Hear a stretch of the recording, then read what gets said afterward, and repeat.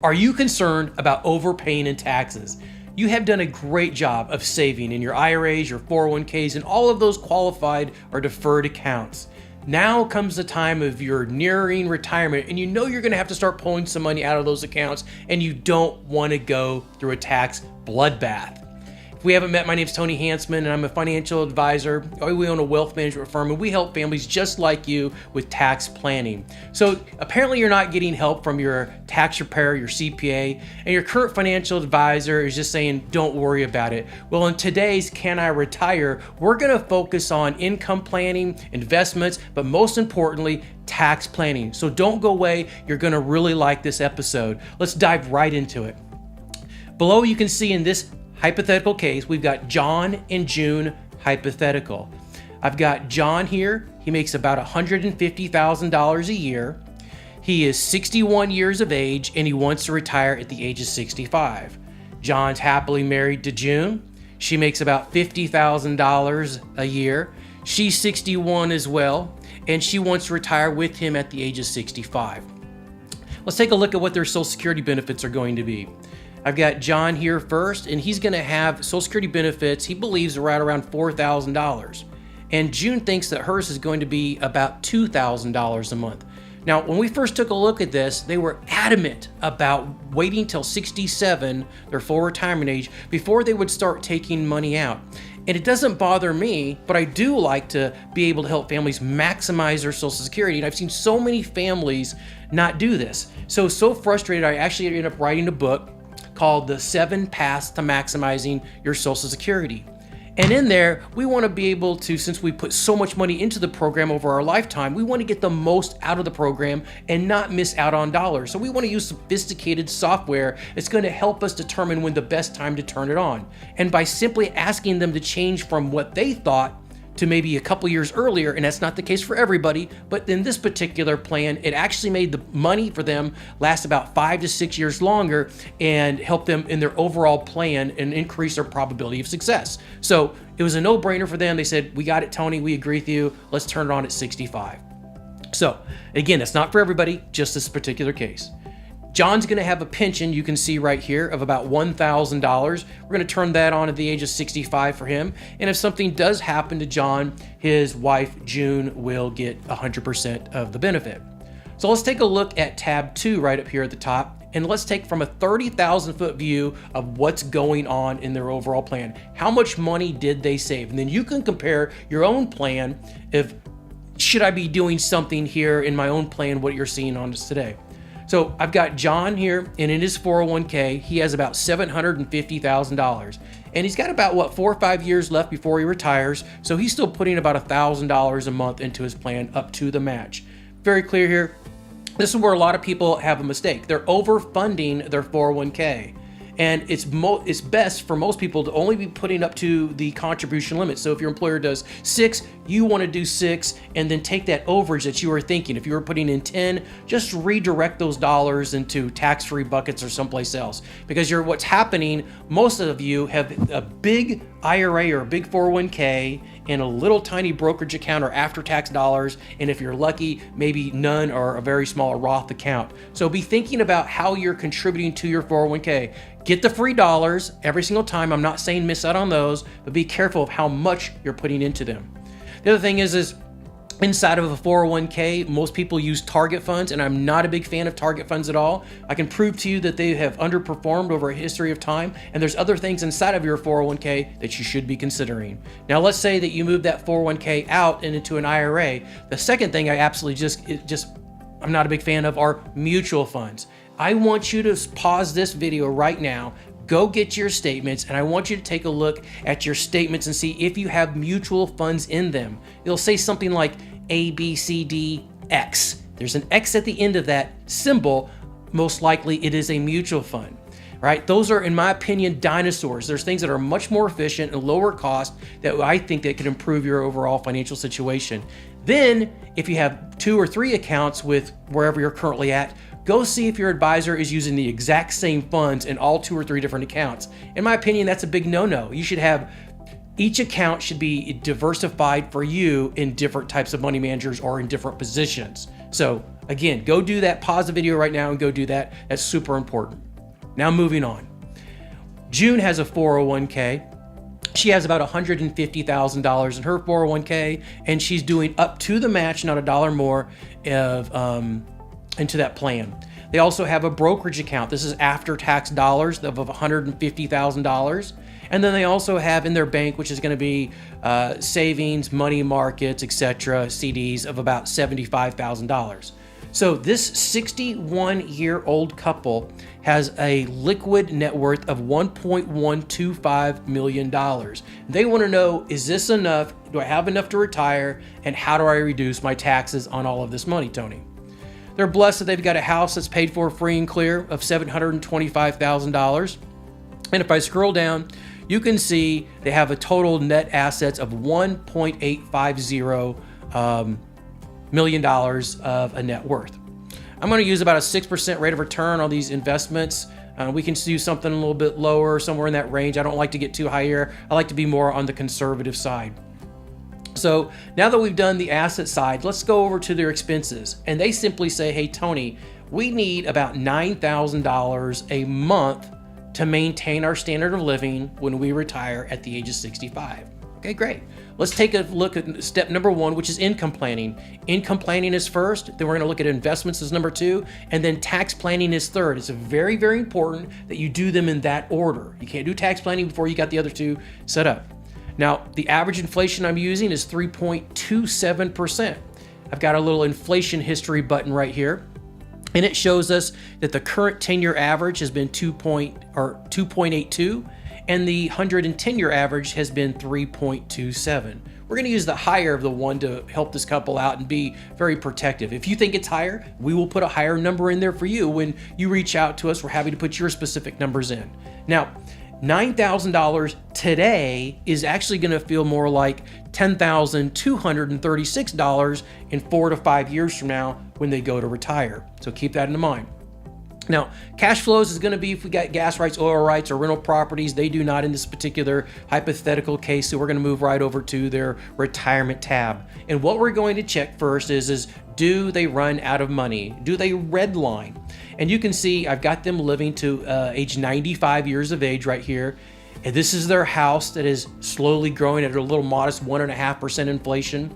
And then I've got liquid assets that about $981,000 at the age of 95. Whether they live that long or not, that's what they wanted to see their numbers run. Maybe you want it to age 90. Maybe you want yours to ran to age 100. Happy to do it any way that you particularly want. But let's take a look at where this money is coming from to clarify. So here you can see at age 65, they've got that pension income of $1,000, and then they're going to have about $6,000 in Social Security in the first year. So $7,000 total. Remember what they wanted. They wanted about $9,000. So because of inflation, they're going to have to pull out about $3,587 per month in that first year. And then you can see in the next year, they still have $1,000 from the pension. That one doesn't have a cost of living adjustment. It's flat for the rest of their lives. That's just the way that pension worked. They're all different. But you can see a small cost of living adjustment, and I used a lower cost of living for this particular case for their protection. So you can see it goes from $6,000 to $6,100 to $6,300 to $6,600, etc. So a small cost of living adjustment every single year. And you can see because of inflation, they're going to have to take a little bit more out every single year. Let's scoot this up for you. And then here's their liquid net worth out onto the far right. $1.5 million to start with. Even while they're taking $3,500 out approximately, or $35,000 to $40,000 a year, their account value is still growing for them, as you can see all the way down. But you can see the withdrawals they're taking because of inflation when they're in their 70s, it becomes much, much more. And then they make it all the way to age 95 and they still have $981,000. Now, this is income planning. And this is in a perfect world. So let's go stress test this to make sure that if the worst case scenario happens, or one of them, what does that look like and how quickly will they run out of money? So I come over to this market stress tab, and you can see that in the first year that they pull out money, that $30,000 to $40,000 a year that they're pulling out, the market's down 10%. Okay, that's not a good sign. And then the very next year, they're still pulling out that $35,000 to $40,000 range, and the market's down 13%. And then in the third year in the retirement, the market's down 23%, and they still have been pulling all of this money out. Take a look in that ugly case scenario, how fast they run out of money. They are out of money by the age of 82, zero right there in the bucket. That is not a good sign. That is not a good income plan. I personally like something that's set up to what I call a growth bucket and a protection bucket. So when the market is down, right, you should be meeting with your fiduciary advisor 2, 3, 4 times a year based on your personal situation, and taking a look at, if the market's down, should we shift money from the growth bucket that is up and down in the market to a protected bucket? A protected bucket could be something like a CD, a savings account, a money market, or a fixed annuity that protects the downside protection. And I'll be very honest with you, I believe annuities, it's a very common word out there, are oversold. So much that I wrote my second book called The Truth About Annuities. I don't like about 95% of them that are on the market. I'm very selective of the ones that we do work with for some folks that it makes sense for. They are not for everybody, but for some. So in a down market, you want to use a product like that to pull money out of and allow the growth bucket to rebound and continue on down the road. So having a balance between both of those is vital and very important. So that's the investment side. If you have that taken care of, you're off to the good races. But I got to reiterate, I'm not a big fan of target funds in 401ks. And I'm not a big fan at all of mutual funds for many, many reasons. You can go to our YouTube channel and check out, I've done some avoid mutual funds at all costs and learn more about why I'm so passionate about that. So now that we've talked about income and we feel comfortable there, and you understand an idea of investments, of what you should be possibly doing and definitely what you should be avoiding, let's go take a look at what you're here for, and that is how do we avoid this tax bloodbath? You've done a great job of saving and accumulating money into your IRAs, your 401ks, your 457s, all that deferred money, but there's going to come a day of reckoning, a day that you're going to have to pull money out, whether you like it or not. That is called required minimum distributions. And in your 70s, even if you don't want money out of your qualified accounts that you've never paid taxes on, those are all deferred dollars. You are forced to take money out. And if you don't, it is a hefty penalty that you don't want to incur. The problem is if you don't do tax planning, you are spreading this tax problem out over your lifetime, and it gets really ugly. So I'm a big proponent of saying, let's at least take a look and rule out, does it make sense to do any sort of Roth conversions? I'm going to talk about those because most of you have heard about them, but there are a lot of other tax planning strategies out there that you can implement. You just got to find someone who's proactive and it will help you do those. So let's take a look. I'm going to go over to my tax tab. I'm going to come down to this tax tracker and take a look at this particular hypothetical case. And if you recall, they had about $900,000 in qualified money, $150,000 in after-tax accounts, $75,000 in those bank accounts, which are the checking, savings, money markets, etc. But here's where it gets very interesting. They have a lifetime projected tax from that age of about 60 all the way out to that 95 if they made it that long. And we can rerun the numbers shorter for you if you think you're only going to make it to 80, 85, 90. Okay, it's very simple to do. They have a lifetime tax projection of $1.4 million. I see this every single day in the business. And the big thing I hear is, Tony, I'm not getting any help from my tax preparer, my advisors. Can you help us? What could we possibly do? So all I did in this scenario to make this very simple to understand, okay? This is not the only strategy, but I simply did a Roth conversion just over 5 years. Not all of the money, but just a portion of the money. You do not have to convert all of this money. I can explain later in detail why. But just keep things simple for this video. 5 conversions for a portion of the IRA to help reduce this tax problem over their lifetime. And by simply doing that, it lowers their taxes from $1.4 million down to $860,000 for a lifetime projected savings of $529,000. Now remember, they only had about $900,000 in their qualified bucket. This is going to save them over $500,000 over their lifetime.